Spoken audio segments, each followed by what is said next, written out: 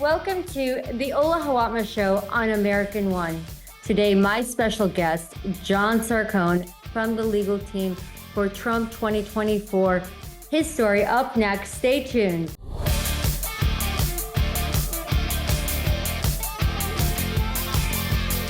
Welcome to the Ola Hawatmeh Show on American One.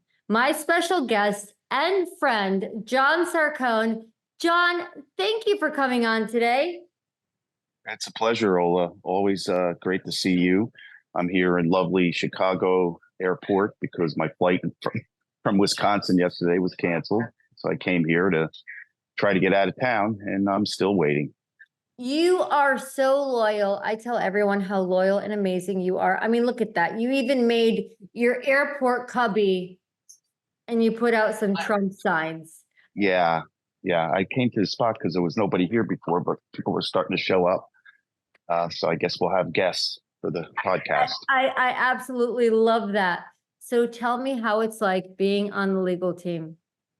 Well, it's an honor, first of all, to be working with and for Dave Warrington and Janine Brezzo. I met them both in 2016 when I was part of the legal team back then. And we were very successful that year. As you remember, it was not an easy convention.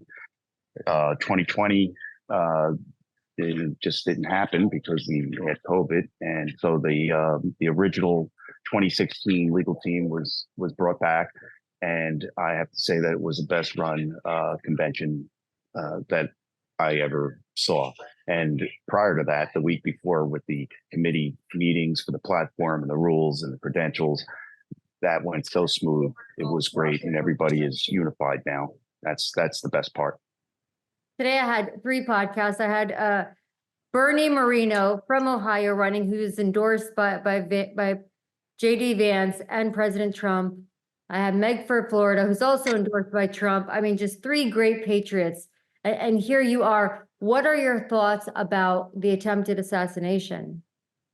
Well, as everybody saw, and we're in shock and disbelief, there's no way in God's green earth that a 20-year-old derelict kid was able to successfully scout out a location, find the one location where there would be no Secret Service or no protection whatsoever, get up on the roof, calls and cries for this person's on the roof and nobody's responding.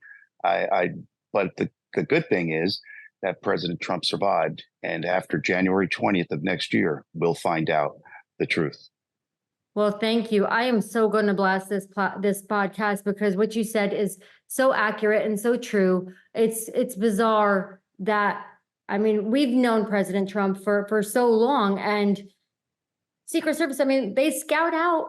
You can't, when he's at Mar-a-Lago, I mean, there are Secret Service everywhere. You can't come around him. When he's at making an appearance or at a rally, you would assume that they would check every building around him.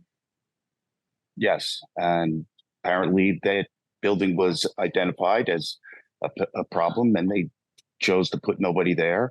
And you have the head of the Secret Service coming out with fantasy reasons for why they didn't secure that because the roof was slanted. I mean, come on.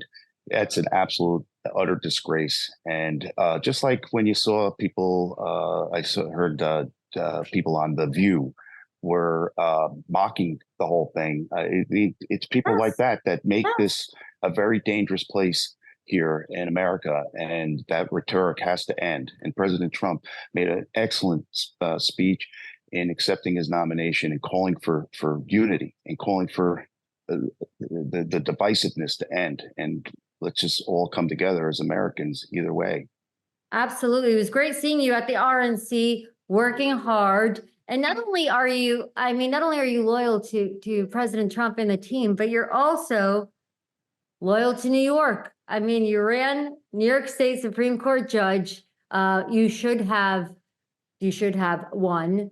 We all know that. And you're still fighting hard. You're still pushing. Nothing can stop you. You are like, I mean, I tell people you're like the male version of me. I mean, the Energizer, right? You just run with passion and drive, but you do it in such a loyal way. where, I mean, it's very rare. So what gives Well, you the drive to just keep pushing every day?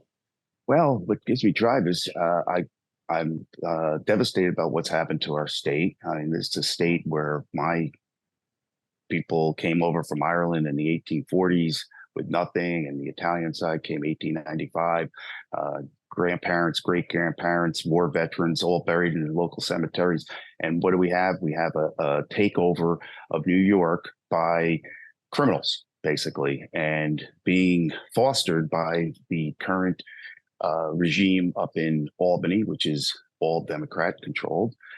Westchester County is not far behind, and we certainly have the state senator from Yonkers who doubled down on that cashless bail law and would not change it whatsoever.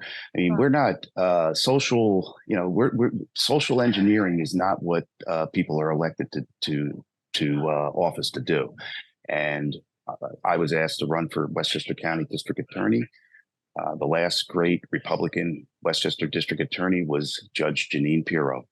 And I'm hoping that I'll be able to step in and do the right thing and clean things up and fight for our county and the safety and security of residents of the county. I'm for you 100%.